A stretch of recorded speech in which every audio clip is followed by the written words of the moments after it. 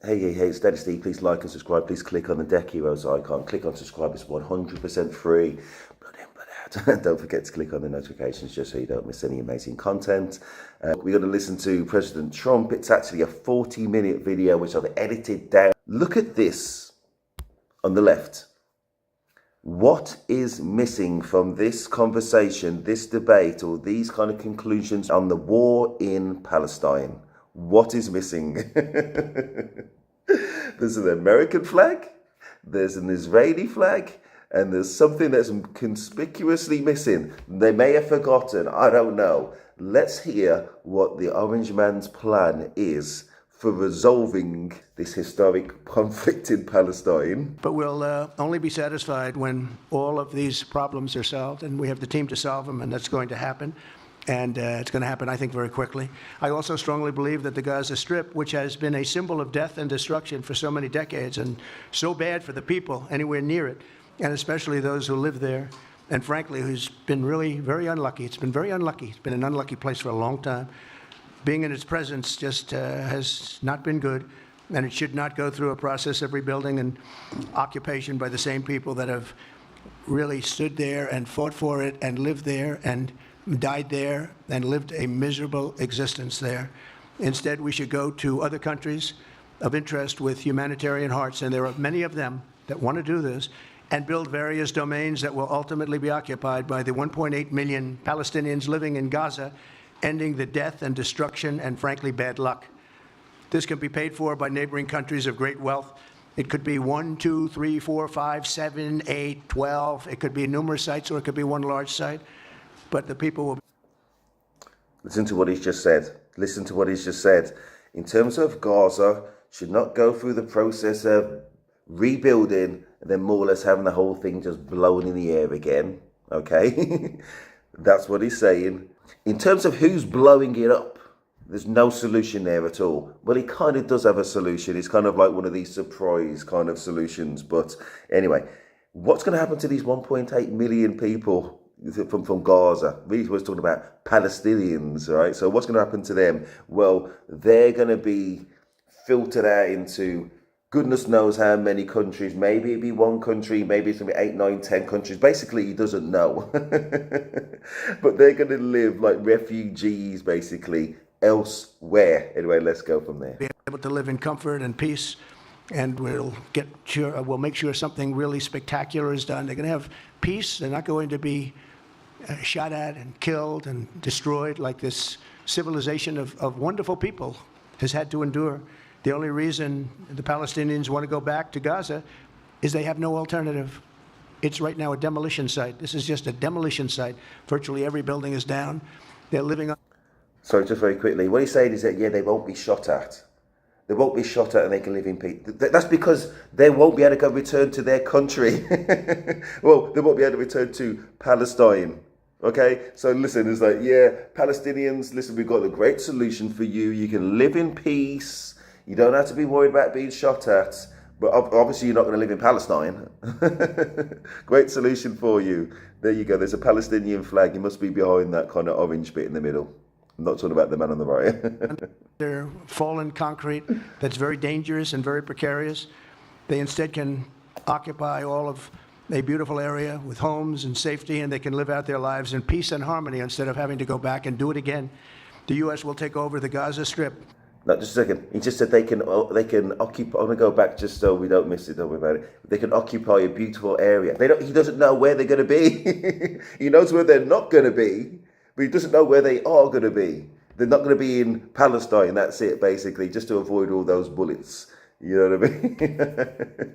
He's got victory through... Basically, the Palestinians have got victory through defeat. Don't struggle anymore. Don't struggle anymore. Anyway, let's go. Is down. They're living under fallen concrete that's very dangerous and very precarious. They instead can occupy all of a beautiful area with homes and safety, and they can live out their lives in peace and harmony instead of having to go back and do it again. The U.S. will take over the Gaza Strip, and we will do a job with it, too. We'll own it and be responsible for dismantling all of... Right. When he says they're going to take it over, okay, so first, second, third, fourth, however, how long's it been now, the war in Palestine? So what they're saying is Israel have done what they've had to do, right? And America's going to finish it off, or they're going to work in unison with Israel. So basically, anybody that, what, that's how I interpreted it, anybody there just better not be there. All right. So at its best, they hopefully are going to negotiate some kind of channels for these people to kind of have safe passage to elsewhere. But they're not going to be able to stay in their country, that's 100% for sure. But hopefully they will have some kind of safe passage, and hopefully there will be a plan about how these people can rebuild their lives. Bearing in mind, we don't even know what country they're going to be in. But anyway, let's go. Dangerous unexploded bombs and other weapons on the site, level the site and get rid of the destroyed buildings, level it out, create an economic development that will supply unlimited numbers of jobs and housing for the people of the area. Do a real job, do something. Now he's talking about what's going to be the new Gaza. He's not calling it Palestine anymore. He's calling it Gaza. That's another thing to keep it right. So he's going to move all the people out. He doesn't know where they're going to be, and what the prosperity that he's talking about is going to be for the victors, for the new people. That it won't be for the Palestinians. They won't be able to stay there. But the new people coming in, this is the prosperity that he's talking about right now. And I think we know who the victors are going to be. The flag's in the back. Anyway, let's go. Different. Just can't go back. If you go back, it's going to end up the same way it has for 100 years. I'm hopeful that this ceasefire could be the beginning of a larger and more enduring peace that will end the bloodshed and killing once and for all. With the same goal in mind, my administration has been moving quickly to restore trust in the alliance and rebuild American strength throughout the region. And we've really done that. We're a respected nation again. A lot's happened in the last couple of weeks. We are actually a very respected nation again. I ended the last administration's de facto arms embargo on over $1 billion in military assistance for Israel. And I'm also pleased to announce that this afternoon, the United States withdrew from the anti-Semitic UN Human Rights Council and ended all of the support for the UN Relief and Works Agency, which funneled money to Hamas and which was very disloyal to humanity. Today, I also took action to restore a maximum pressure policy. He's standing up there with somebody who's alleged to be a war criminal. That is why, well, actually, if we withdraw from organisations who put spotlights and hold people to a standard that everybody agreed to, well, actually, if we withdraw from it, then we're not bound by it, and therefore we can talk like it doesn't exist. Good luck with that.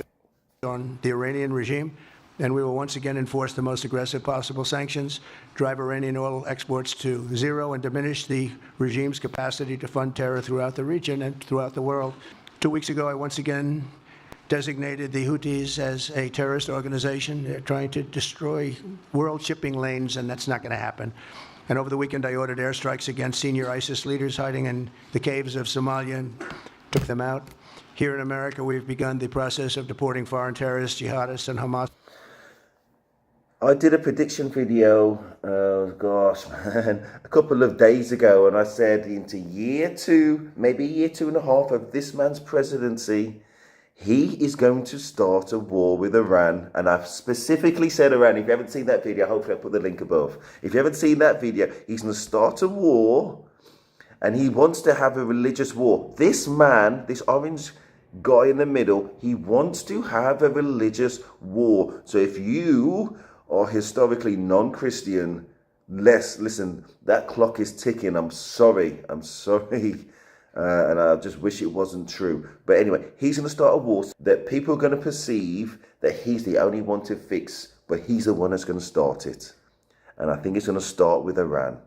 And they're going to be that new perceived threat now, and again, he's starting off now, but as the years go on, he's going to build up that threat. And the troops, listen, those US troops, remember before that they were pulling all back from all around the world, and he forced Biden's hand, so they had to withdraw all the troops on the spot, left all that kind of US weaponry on the ground, and they all had to pull out in a shambles, basically, and just exit the country, and everybody else they were meant to protect was just left there to be slaughtered. Remember all that kind of thing?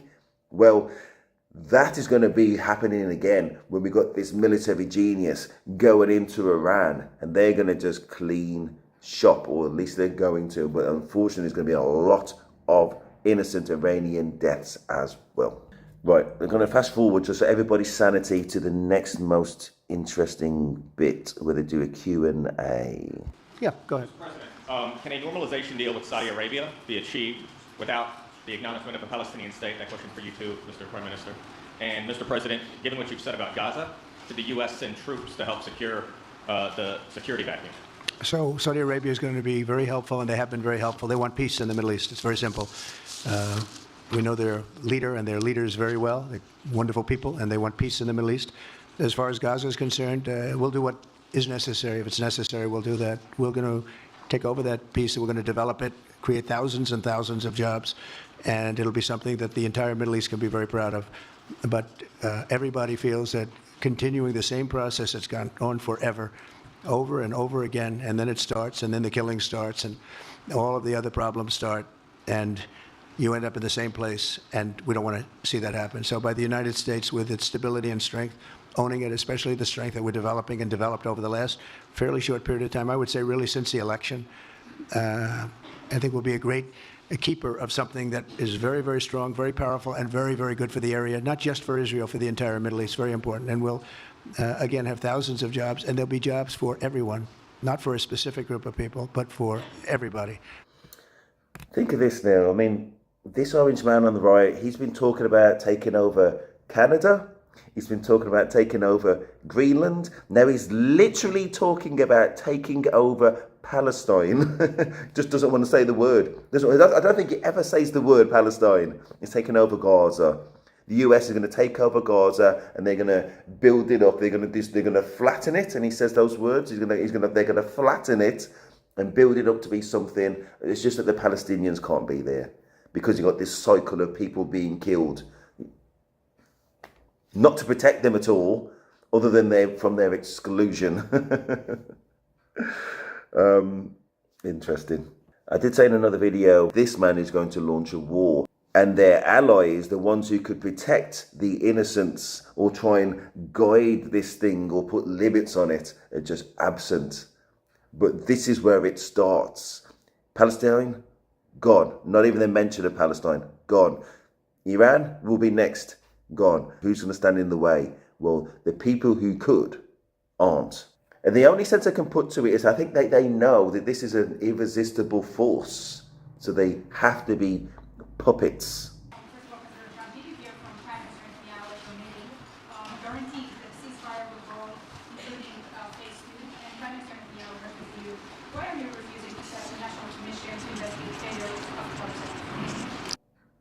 Basically, she's asking if a ceasefire is likely to hold. Well, I can't tell you whether or not the ceasefire will hold. We've done, I think, a very masterful job.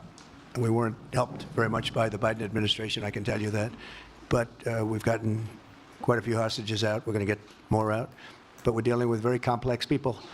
And we are going to see whether or not it holds. We certainly want to have more come out. They've come out damaged in many ways, very damaged people. But they're going to get better, and they're going to be strong, and they're going to have a good life. And we hope to get as many as possible out. Whether or not it holds, I don't know. We hope it holds. Thank you, Mr. President, Mr. Prime Minister. You are talking tonight about the United States taking over a sovereign territory. What authority would allow you to do that? Are you talking about a permanent occupation there, redevelopment? And Mr. Prime Minister, do you see this idea as a way to expand the boundaries of Israel and to have a longer peace, even though the Israeli people know how important that land is to you and your citizens, just as the space is inherited by the Palestinians as well? I do see a long-term ownership position, and I see it bringing great stability to that part of the Middle East and maybe the entire Middle East. And everybody I've spoken to, this was not a decision made lightly. Everybody I've spoken to loves the idea of the United States owning that piece of land, developing and creating thousands of jobs with something that will be magnificent in a really magnificent area that nobody would know. Nobody can look because all they see is death and destruction and rubble and demolished buildings falling all over. It's just a terrible sight. I've studied it. I've studied this very closely over a lot of months, and I've seen it from every different angle. And it's a very, very dangerous place to be, and it's only going to get worse. And I think this is an idea that's gotten tremendous, and I'm talking about from the highest level of leadership, gotten tremendous praise. And if the United States can help to bring stability and peace in the Middle East, we'll do that. She asked, under what authority will you take over another sovereign nation? So at least be honest about it. You were taken over as victors in a war, okay? You're not trying to find a middle ground. You're going to take it over and you're going to build it up again for the enrichment of self and your friends. That is it. That's your solution. And this says a lot about this man's point of view about equality in the world and stability in the world and fairness and creating victims. 1.8 million living victims. The others are dead, by the way. And then they haven't got homes anymore. And they need to start somewhere else as refugees.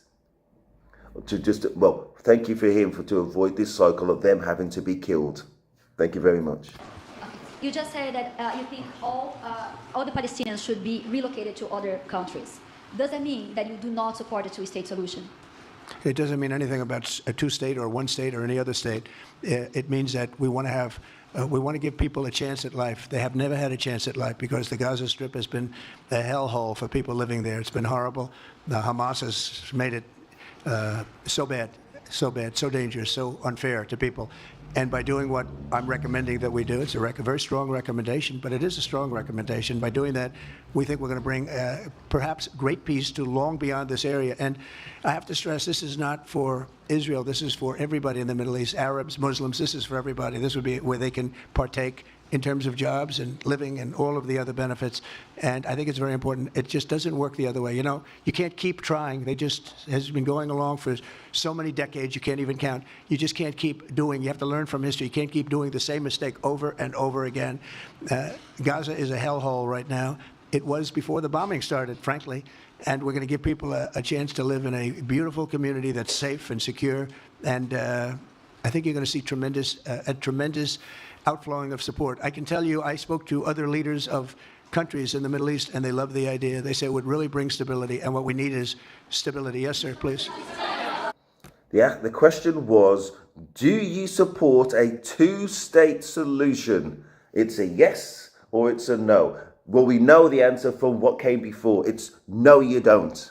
He's saying that, basically what he's saying is for the greater good, no, I do not support a two-state solution for the greater good, just to avoid the cycle of the cycle of death. Basically, we're going to bring that to an end by making them the victors. It is more or less the only way. That's what he's saying. I'm not saying that's right or wrong. I'm just saying that essentially that's what he's saying. But the prosperity he's talking about is for the victors, basically, and that definitely ain't the Palestinians. You said earlier today that it was tough for you to implement these sanctions on Iran, but you did indicate that you were willing to negotiate with them. What would that look like, and are you in conversations with them? And the same for the Prime Minister, sir. I hated doing it. I want Iran to be peaceful and successful. I hated doing it. I did it once before, and we brought them down to a level where they were unable to give any money. They had to survive themselves, and they had no money. They were essentially broke. And they had no money for, as I said, Hezbollah. They had no money for Hamas. They had no money for any form of terror. The 28, if you call it, the 28 sites of terror. They had no money for any of it. They had to do their own and focus on their own well-being. And I hated to do it then, and I hate to do it just as much now. And I say this to Iran, who's listening very intently. I would love to be able to make a great deal, a deal where you can get on with your lives and you'll do wonderfully. You'll do wonderfully. Incredible people, industrious, beautiful, just an unbelievable group of people in Iran. And I know them well. I have many friends from Iran and many friends that are Americans from Iran, and they're very proud of Iran. But I hated to do it, just so you understand. And I hope we're going to be able to do something so that it doesn't end up in a very catastrophic situation. I don't want to see that happen. I want to. So what do you want then? That's great. That's very kind words. That's very nice words. And this is the reason why everything that you said was just a minute ago was completely correct. Very good people, very industrious people, all that kind of stuff. But so why are you trying to destroy them? Or what is the solution to it then? What's going to get him to the point where he feels that he knows that, it's not going to happen anymore? You know, they're seeking nuclear weapons and things like that. What's going to happen? It could only ever be then if they run Iran as well. Surely. They take it over, then fair enough, he can do what you want. Is that what it is? Because what else would satisfy them then? Or they dictate about who's in power in Iran? I mean, what's it going to take? What are you aiming for? What's the hoop that Iran has to jump through to satisfy you, because they can never just tell you they're not going to pursue nuclear weapons, because you're never going to believe them. So what will you believe? What's it going to take? I really want to see peace, and I hope that we're able to do that. They cannot have a nuclear weapon. It's very simple. I'm not putting restrictions.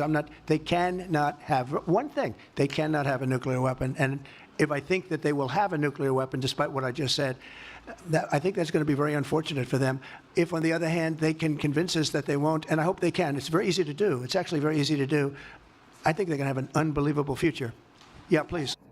He just said, if he thinks that they will, and if they can convince them that they won't, and it's very easy to do. What is this machinery that they need to do? This vital machinery. What is the hoop that they need to jump through to convince your mind there isn't anything? You, my friend, orange friend on the right, you're going to be bombing them, and you already know you are. That's it. Listen, make up your own minds. I've got my own suspicions about what's going on and what the likely outcomes, and reading between the lines, maybe you agree, maybe you disagree. I'm trying to guess my way through what they're trying not to say. This could be a 5-minute press conference if they went straight to the point. Even the orange man wasn't being straight to the point. It's like, do you support a two-state solution? 10-minute answer. It's a yes or a no. Basically, he was saying no to me, but maybe you think he's trying to say something else. I don't know. Anyway, so we're just trying to work our way through what was discussed in this press conference. I've given my best guess. If you want to give your best guess in the comments, and that's all good. We all respect everybody's opinions. That is Steve, and I'm out.